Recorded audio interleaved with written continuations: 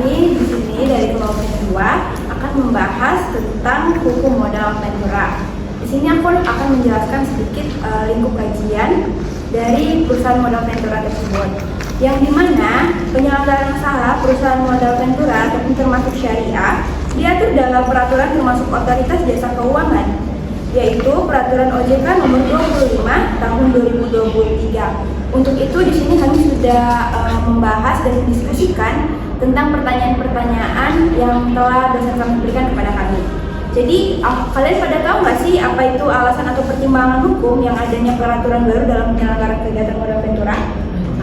Belum sih. Oke, aku akan menjelaskan sedikit tentang pertanyaan tersebut, yang dimana perusahaan modal ventura secara ringkas adalah alasan hukum yang diterbitkan dalam POJK nomor 25 tahun 2023, yaitu ada beberapa poin. Yang pertama ada poin amanat UU PU2 SK, yang dimana melaksanakan perintah Undang-Undang nomor 4 tahun 2023 tentang pengembangan dan penguatan sektor keuangan.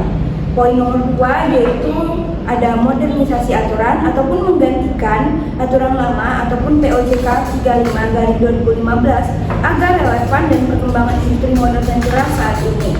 Poin nomor 3 itu adalah kepastian hukum, yang dimana mengatur secara spesifik mengenai pengelolaan dana ventura dan pemisahan gini bisnis syariah. Dan yang keempat ada penguatan tata kelola, yang dimana meningkatkan standar manajemen risiko dan perlindungan konsumen di sektor modal ventura. Dan yang terakhir ada strukturisasi industri, yang dimana ia mendorong penyehatan perusahaan melalui pengawasan OJK yang lebih ketat dan sistematis. Jadi begitu teman-teman untuk penjelasan mengapa alasan pertimbangan hukum itu dalam penyelenggaraan kegiatan modal ventura. Tapi aku masih belum mengerti nih tentang apa sih jenis kegiatan perusahaan modal ventura tersebut. Nah, aku jelasin ya.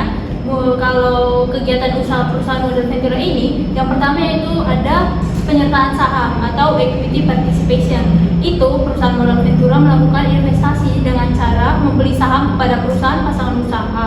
Nah, PRV ini menjadi pemegang saham dan ikut menanggung risiko bisnis secara langsung. Nah, yang kedua ada penyertaan melalui pembelian obligasi konversi atau quasi equity. Nah, itu PMV membeli obligasi yang dapat dikonversi menjadi saham pada waktu tertentu. Nah, instrumen ini biasanya bersifat hybrid antara utang dan ekuitas. Nah, yang ketiga itu ada pembiayaan berdasarkan pembagian hasil usaha atau profit sharing. Nah, itu PMV memberikan pembiayaan dan memperoleh imbal hasil berdasarkan hasil keuntungan dari PPU, bukan bunga tetap. Nah, yang terakhir itu ada pembiayaan usaha produktif lainnya. Itu pemberian pinjaman kepada PPU yang bersifat produktif sesuai dengan ketentuan OJK. Nah, perbedaan antara PMV konvensional dan syariah itu, yaitu PMV konvensional itu menggunakan kontrak biasa dan memperbolehkan bunga, sedangkan PMV syariah itu wajib menggunakan akad syariah seperti mudrabah dan musyarakah serta melarang usaha riba. Nah, tapi aku juga pengen tahu sih apa sih yang dimaksud dengan venture capital corporate dan perusahaan yang berbentuk venture debt corporation. Nah, jadi di perusahaan modal ventura itu ada dua teman-teman. Jadi ada venture capital corporation sama ada venture debt corporation. Nah, kalau untuk beda kalian udah tahu belum? Nah, jadi perbedaannya itu. Paham banget lah. Nah, jadi perbedaannya itu ada di kalau misalkan venture capital corporation ini pembiayaan dengan cara penyertaan modal atau equity. Jadi perusahaan rintisan atau usaha yang sedang berkembang dimasukkan sahamnya. Jadi si perusahaan modal ventura ini ikut menanggung resiko sekaligus berpotensi memperoleh keuntungan. Jadi fokus utamanya bukan pada pengembalian bunga, tapi pada capital gain ketika perusahaan tersebut berkembang atau dijual. Nah, kalau untuk venture debt corporation, dia itu berfokus pada pinjaman atau utang kepada perusahaan, biasanya untuk perusahaan startup.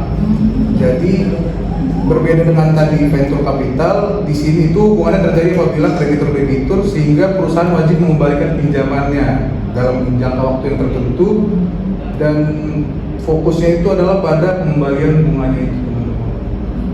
Nah, kalau untuk tujuan dan batasannya itu kalian ada yang tahu nggak sih? Aku lumayan tahu sih, boleh aku jelaskan ya. Jadi di sini tuh ada tujuan dan batasan dalam penyelenggaraan usaha modal ventura yang dimana tujuannya itu ditujukan untuk pengembangan usaha produktif bagi perusahaan, pasangan usaha atau yang biasa disebut sebagai PPU dan atau dapat disebut debitur.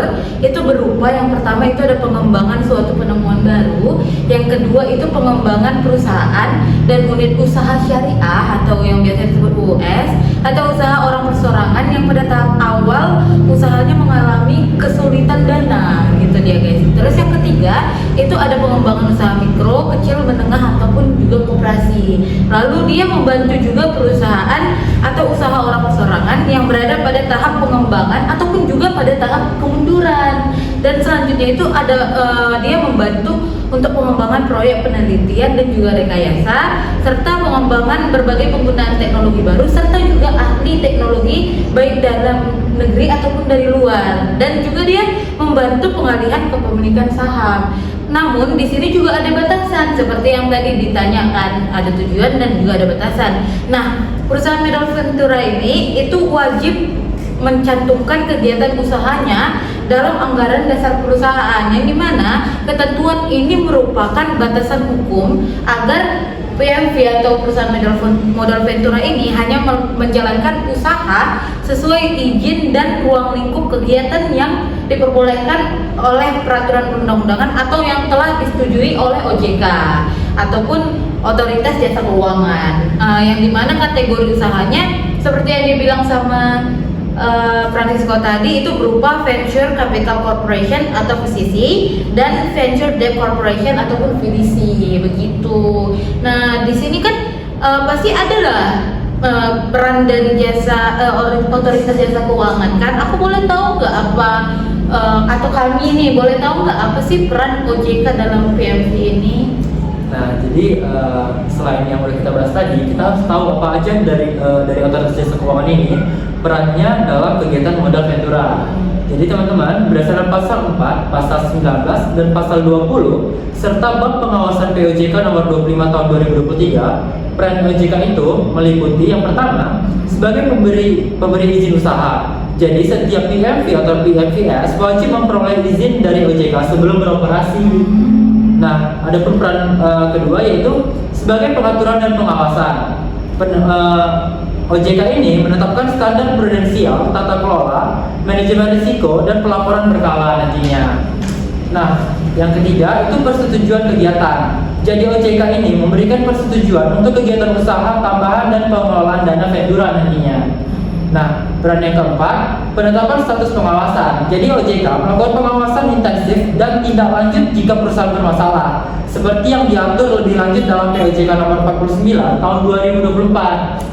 Peran terakhir dari OJK dalam kegiatan usaha modal ventura ini yaitu sebagai perlindungan konsumen dan stabilitas. Ya, di mana OJK memastikan PMV atau PMVS menjalankan usaha sesuai dengan prinsip kehati-hatian dan mendukung perekonomian nasional, gitu teman-teman. Nah, gimana dari pembahasan diskusi kita kali ini? Lumayan paham lah ya. Jadi ada yang mau buat kesimpulan? Mungkin boleh.